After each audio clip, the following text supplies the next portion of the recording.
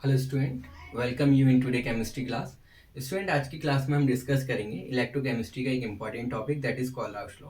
तो स्टूडेंट, ये very interesting topic है और इसकी एप्लीकेशन तो मीन्स वेरी वेरी इंपॉर्टेंट कि इसकी हेल्प से हमने क्या किया था, वीक इलेक्ट्रोलाइट की मोलर कंडक्टिविटी को कैलकुलेट कर सकते हैं, जो कि पहले पॉसिबल नहीं था। तो स्टूडेंट स्टार्ट करते हैं। तो पहले इसकी स्टेटमेंट क्या है स्टूडेंट, ये लॉ स्टूडेंट ये कहता है कि at infinite dilution, infinite dilution को हम स्टूडेंट लैम्डा नॉट से रिप्रेजेंट करेंगे या लैम्डा इन्फिनिटी से। होता है क्या है मैं बताता हूँ, पहले स्टेटमेंट देखते हैं। At infinite dilution molar conductivity of electrolyte is equal to the sum of molar conductivity of cations and anions in the electrolyte. Means M lambda M of cations and lambda M of anions. ये positive negative student बता रहा है cations और negative ions को। समझते हैं। अब ये सर ये आगे क्या ये लिखा है हमने, एन पॉजिटिव एन नेगेटिव। तो ये स्टूडेंट नंबर ऑफ कैटाइंस और एनाइंस है। जैसे कि यहाँ पर where N positive and N negative total number of cation, C positive means cation and A negative means anions. तो स्टूडेंट ये मोलर कंडक्टिविटी होती क्या है, हमने प्रीवियस वीडियो में किया था कि जब हम किसी इलेक्ट्रोलाइट का 1 मोल एक डेफिनेट अमाउंट ऑफ सॉल्वेंट के अंदर डिसॉल्व करें एक पर्टिकुलर वॉल्यूम में, तो वो जितनी 1 मोल्स आइंस जितनी इलेक्ट्रिक मीन्स कंडक्टिविटी कॉज करेंगी वो कहलाती है हमारी मोलर कंडक्टिविटी। तो स्टूडेंट 1 मोल की जो 1 मोल आइंस की जो कंडक्टिविटी होती है वो कहलाती है मोलर कंडक्टिविटी। अब अगर हमने सपोज 1 मोल NaCl लिया है और इसका इन्फिनाइट डाइल्यूशन किया है। अब स्टूडेंट पहले हम समझ लेते हैं इन्फिनाइट डाइल्यूशन होता क्या है। इन्फिनाइट का मतलब ये है कि अगर हम कोई वीक इलेक्ट्रोलाइट लें जैसे कि सोडियम एसीटेट लें, और हमें मालूम है कि स्ट्रॉन्ग इलेक्ट्रोलाइट तो क्विकली आयोनाइज हो जाते हैं और वीक इलेक्ट्रोलाइट क्या होता है, डाइल्यूशन के साथ मतलब आयोनाइजेशन बढ़ता रहता है। तो अगर हमने पहले वाटर ऐड किया वो 10% हो गए 100 में से, फिर 20 हो गए, और वाटर ऐड किया 50 60 और 70 80 90% हो गए। यानी कि हम जब तक वाटर ऐड करें जब तक कि वो 98 99 और 100 हो जाए, तो वो एक लेवल जिस पर वो 100 हो जा रहे हैं उसको स्टूडेंट मान लेते हैं कि ये इन्फिनाइट डाइल्यूशन है, जबकि ऐसा नहीं होता। इन्फिनाइट डाइल्यूशन का मतलब ये होता है, जब स्टूडेंट हमने पहले प्रीवियस वीडियो में कवर किया है कि graph variation of graph of molar conductivity with concentration या डाइल्यूशन। तो हमने ये ग्राफ बनाया मोलर कंडक्टिविटी में और कंसंट्रेशन में। तो आपको मालूम है कंसंट्रेशन के साथ मोलर कंडक्टिविटी बढ़ती है। तो अगर वीक इलेक्ट्रोलाइट मैंने लिया है और इसकी कंसंट्रेशन यानी कि मोलर कंडक्टिविटी एक पॉइंट पर आकर कांस्टेंट हो जाए, तो स्टूडेंट उसको बोलते हैं कि ये इसका इन्फिनाइट डाइल्यूशन हो गया। मीन्स जैसे मैंने यहाँ लिया कि ये बढ़ रही थी और ये बढ़ते बढ़ते एक पॉइंट पर आकर ये कांस्टेंट हो गई यहाँ। तो अभी जब इसकी मोलर कंडक्टिविटी कांस्टेंट होगी तो स्टूडेंट इसको ही बोला जाएगा इन्फिनाइट डाइल्यूशन। तो स्टूडेंट ये देख समझ में आ गया, ऐसा नहीं है कि इन्फिनाइट डाइल्यूशन का मतलब आप पानी मिलाते जा रहे हो या एक पॉइंट पर ये आया कि हाँ इतना पानी मिला दिया कि वो 100% आयोनाइज हो गया। तो ऐसा नहीं है कि आपने इलेक्ट्रोलाइट को लेके पॉन्ड के वाटर में कर दिया कि जहाँ पर सर बहुत सारा पानी था और हमने इसमें डिजोल्व कर दिया, ये हो गया इन्फिनाइट डाइल्यूशन। नहीं, जब मोलर कंडक्टिविटी की वैल्यू कांस्टेंट हो जाए एक पर्टिकुलर डाइल्यूशन पर या कंसंट्रेशन पर, उसको बोलते हैं इन्फिनाइट डाइल्यूशन। तो जब हम इसमें इन्फिनाइट डाइल्यूशन मैंने NaCl का किया तो कितना इजी था कि मैं molar conductivity of Na positive और Cl नेगेटिव को ऐड कर दूं तो मुझे मोलर कंडक्टिविटी मिल जाएगी NaCl की। ऐसी BaCl2 में 1Ba2 पॉजिटिव आइन है और 2Cl नेगेटिव आइन है, इन दोनों की मोलर कंडक्टिविटी का मल्टीप्लाई करके मैं ऐड कर दूं Ba2 पॉजिटिव से तो मुझे BaCl2 भी मिल जाएगी। सिमिलरली कैल्शियम फॉस्फेट में 3 कैल्शियम आइंस हैं, तो मोलर कंडक्टिविटी ऑफ कैल्शियम की मैं 3 से मल्टीप्लाई करके ऐड कर दूं 2 इंटू फॉस्फेट आइन का तो मुझे CaCO3 का मिल जाएगा। तो ये इन्होंने ये प्रोसेस बताया। इस प्रोसेस से स्टूडेंट हमने वीक इलेक्ट्रोलाइट की मोलर कंडक्टिविटी निकालना सीख लिया, क्योंकि उनका 100% आयोनाइज तो होता नहीं था तो हम डायरेक्टली ऐड नहीं कर सकते थे। चलिए उसको समझते हैं, पहले क्वेश्चन देख लेते हैं। जैसे यहाँ पर मोलर कंडक्टिविटी Mg2 पॉजिटिव की दे रखी है 106.1 ओम inverse centimetre square mole inverse, और क्लोराइड आयन की दे रखी है 76.3 ओम inverse centimetre square mole inverse. अभी हमसे पूछ रहा है कि MgCl2 की आप मोलर कंडक्टिविटी बताइए। तो स्टूडेंट आपको मालूम है MgCl2 डिसोशिएट होता है 1 Mg पॉजिटिव आइंस में, Mg2 पॉजिटिव आइन में और 2 Cl नेगेटिव आइंस में। तो स्टूडेंट आप बताओ मुझे Mg की मोलर कंडक्टिविटी कितनी आइंस, M की एन पॉजिटिव की वैल्यू कितनी आई 1, 1 का आप मल्टीप्लाई कर दोगे तो वो सेम ही रहेगा। तो यानी कि यहाँ पर हमने Mg2 positive plus 2Cl negative ions की। Mg की दे रखी है हमें 106.1, ये हमने ले ली। 2 क्योंकि 2 Cl नेगेटिव आइंस ही हैं, और 76.3 है, तो 152.6 प्लस 106.1 ये आ जाएगी स्टूडेंट 258.7 ओम inverse centimetre square mole inverse. तो स्टूडेंट ये थी इसकी हेल्प से, कोलराउश लॉ की हेल्प से हम किसी भी इलेक्ट्रोलाइट की मोलर कंडक्टिविटी निकाल सकते हैं। और स्टूडेंट इसकी एप्लीकेशन पर आ जाते हैं जो कि बहुत इंपॉर्टेंट है। तो स्टूडेंट जैसे मैंने बताया कि जो वीक इलेक्ट्रोलाइट्स होते हैं वो 100% आयोनाइज नहीं होते। तो अगर एसिटिक एसिड लूँ स्टूडेंट, तो ये जब कंप्लीटली आयोनाइज नहीं होगा, ये रिवर्सिबल रहता है वीक इलेक्ट्रोलाइट का CH3 COO नेगेटिव और प्लस H पॉजिटिव आइंस।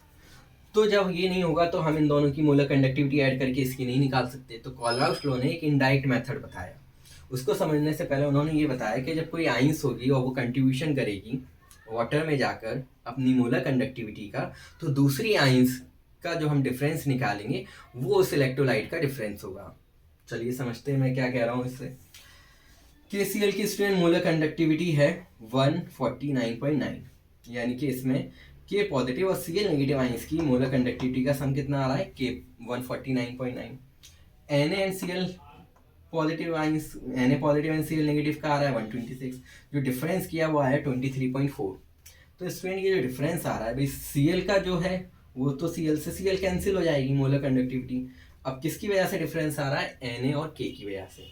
ऐसे ही मैंने ये दूसरा सॉल्ट ले लिया KNO3 और NaNO3, तो इसमें ये आइन सेम है, जैसे यहाँ पर क्लोराइड आइन सेम थी, ऐसे ये आइन सेम है। तो जो इसकी मोलर कंडक्टिविटी होगी वो इसी की होगी, दोनों के जब हम सबट्रैक्ट करेंगे तो 0 हो जाएगी। तो अब जो डिफरेंस आ रहा है वो 23.4, वो किसकी वजह से आ रहा है, K और Na का। ऐसे स्टूडेंट अगर हमारे पास पॉजिटिव आइन सेम हो और नेगेटिव आइन सेम हो तो उसका जो डिफरेंस आएगा वो आएगा 4.9, चाहे वो कोई सा भी इलेक्ट्रोलाइट हो। जैसे मैंने KCl लिया और KNO3, तो इसमें कॉमन क्या है K, तो जितना ये देगा उतना ही ये देगा, तो जो डिफरेंस आया Cl और NO3 का वो आया 4.9। ऐसे ही अब मैंने KCl की जगह NaCl ले लिया और Na3 ले लिया, मतलब कैटाइन में कोई सी भी ले लो सेम हो। अब पर एनाइन का जो डिफरेंस आएगा वो 4.9 आएगा। मतलब आप कोई सा भी इलेक्ट्रोलाइट ले लो जिसमें सेम कैटाइन है, और अगर ये दो एनाइंस हैं तो इनका डिफरेंस हमेशा 4.9 आएगा। इसका इन्होंने कैसे यूज़ किया कि हमें जब मोलर कंडक्टिविटी निकालनी है एसिटिक एसिड की, तो वो तो हम डायरेक्ट निकाल सकते थे, एसिटेट आइन प्लस H पॉजिटिव आइन एक ही स्टेप में हो जाता, लेकिन ये नहीं हो रहा था क्योंकि प्रैक्टिकली 100% आयोनाइज नहीं हो रही थी। तो उन्होंने क्या करा, इस लॉ की हेल्प से वीक इलेक्ट्रोलाइट का निकाला। किस तरीके से, इन्होंने एक लिया सोडियम एसीटेट, एक आइंस, तो मोलर कंडक्टिविटी सोडियम एसीटेट की plus molar conductivity of HCl की। तो स्टूडेंट यहाँ पर इन्होंने, इनको क्या लेना था, एसीटेट आइन, तो इन्होंने यहाँ से ले ली, और H पॉजिटिव आइन यहाँ से ले ली। अब एक्स्ट्रा में स्टूडेंट क्या है, Na और Cl, तो उन्होंने उसकी मोलर कंडक्टिविटी को सब्ट्रैक्ट कर दिया NaCl से। तो ये Na की कंडक्टिविटी Na से कैंसिल हो गई और Cl की Cl से कैंसिल हो गई। अब हमारे पास जो मोलर कंडक्टिविटी बची वो किसकी वजह से बची, एसीटेट आइन और H पॉजिटिव आइन। तो इसकी हेल्प से हमने एसिटिक एसिड की मोलर कंडक्टिविटी फाइंड आउट कर ली। चलिए इस पर न्यूमेरिकल देखते हैं। NaCl की दे रखी है 126.45 और सोडियम एसीटेट की दे रखी है 91 और HCl की दे रखी है 426.16 ohm inverse second inverse mole inverse. अब स्टूडेंट ये फॉर्मूला लगा दिया, molar conductivity of acetic acid plus molar conductivity of sodium acetate plus molar conductivity of HCl minus molar conductivity of NaCl। मतलब जो चीज़ हमको चाहिए फॉर्मूले में उनको तो ऐड करना है, और जो चीज़ नहीं चाहिए उसको हमें सबट्रैक्ट करना है। तो इसमें हमें क्या चाहिए था, एसीटेट और H, तो इन दोनों को S से, एसीटेट आइन इसमें और H इसमें, तो इन दोनों को तो ऐड किया। 91 प्लस 2 मीन्स 426.16 माइनस क्या नहीं चाहिए, Na और Cl, तो NaCl से सबट्रैक्ट कर दिया मोलर कंडक्टिविटी से। तो ये डिफरेंस आया वो किसकी वजह से आया, एसीटेट आइन और H पॉजिटिव आइंस का। तो ये एसिटिक एसिड की मोलर कंडक्टिविटी हो गई 391.71 ohm inverse centimetre square mole inverse law की। That is to calculate the degree of dissociation means alpha for the weak electrolyte. तो उसके लिए स्टूडेंट इन्होंने फॉर्मूला दिया था alpha is equal to lambda M molar conductivity at particular concentration upon molar conductivity at infinite addition. तो student इस पर किस तरीके के क्वेश्चन हमको करने हैं, देखिए कंडक्टिविटी दे रखी है 1.65 × 10⁻⁴ ohm inverse centimetre inverse, molar conductivity H positive ions की दे रखी है 349.1 ohm inverse centimetre square mole inverse, और एसिटेट आयन की दे रखी है 40.9 ohm inverse centimetre square mole inverse. और आपसे अल्फा पूछ रहा है, means degree of dissociation 0.01 M acetic acid का। तो स्टूडेंट पहले तो हमें ये लैम्डा एम सी कैलकुलेट करना है। उसके लिए फॉर्मूला क्या हुआ, के इंटू 1000 अपॉन एम। के की वैल्यू आप लगाओगे 1.65 इंटू 10⁻⁻4 इंटू 1000 डिवाइडेड बाई 0.01। तो जब इसको आप सॉल्व करेंगे तो स्टूडेंट आ जाएगी 16.5 ओम inverse centimetre square mole inverse. अब हमें ये निकालनी है molar conductivity at infinite dilution. तो इसका फॉर्मूला क्या था, molar conductivity of infinite dilution of acetic acid CH3COOH। इसका क्या है, molar conductivity of acetate ion plus molar conductivity of H positive ion. इसका हम ऐड करेंगे 349.1 plus 40.9 ohm inverse centimetre square mole inverse. तो ये आ जाएगी स्टूडेंट 390 ओम inverse centimetre square mole inverse. तो स्टूडेंट हमको अब पता चल गई लैम्डा एम सी की वैल्यू और लैम्डा एम नॉट एम की वैल्यू। तो ये आप वैल्यूज पुट कर दोगे 16.5 अपॉन 390, तो ये आ जाएगा 0.0423। इसके बाद स्टूडेंट जो क्वेश्चन आता है third application to calculate the dissociation constant.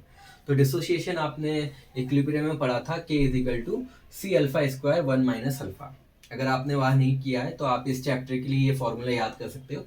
सी यहाँ पर कंसंट्रेशन होता है जो कि मोलरिटी हो सकती है, और alpha square degree of dissociation है 1 माइनस अल्फा।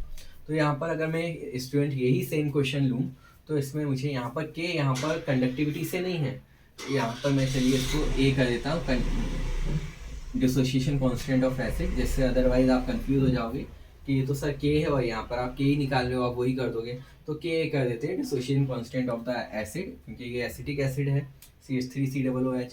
तो इसमें स्टूडेंट सी की जगह आप क्या रखोगे, कितना कंसंट्रेशन है 0.01 इंटू अल्फा की वैल्यू अभी अपने कैलकुलेट की 0.0423, जिसका आप स्क्वायर कर दोगे अपॉन 1 माइनस 0.0423। तो इसको जब सॉल्व करेंगे स्टूडेंट तो ये के ए की वैल्यू आ जाएगी 1.86 इंटू 10⁻⁻5। तो स्टूडेंट ये एप्लीकेशन थी, आप इसको प्रिपेयर करिए, इंपॉर्टेंट टॉपिक है। और इसके बाद स्टूडेंट एनसीईआरटी के क्वेश्चंस कर लिया करें, तो और जो भी डाउट हुआ करे वो पूछ लिया करें। तो स्टूडेंट चैनल को सब्सक्राइब कर लीजिए आप। और एक और चीज़ स्टूडेंट, हमने अब टेलीग्राम चैनल स्टार्ट किया है 12th CBSE टारगेट करके, जिसका लिंक डिस्क्रिप्शन बॉक्स में है। आप उस लिंक पर जाकर उस चैनल को ज्वाइन कर सकते हो और हमारे कैम ट्यूटर चैनल को सब्सक्राइब कर सकते हो। स्टूडेंट उस चैनल पर हम रेगुलर स्टडी मटेरियल अपलोड कर रहे हैं, डिफरेंट टाइप्स ऑफ क्वेश्चंस, यानी कि very short numericals, assertion and reason, MCQs, case based. तो वो आपके लिए, अगर आप 12th की प्रिपरेशन कर रहे हो या कोई कॉम्पिटिटिव एग्जाम की प्रिपरेशन कर रहे हो केमिस्ट्री से रिलेटेड, तो उस पर आपको हेल्प मिलेगी। तो स्टूडेंट आप उसको ज्वाइन करिए, दूसरों को शेयर करिए।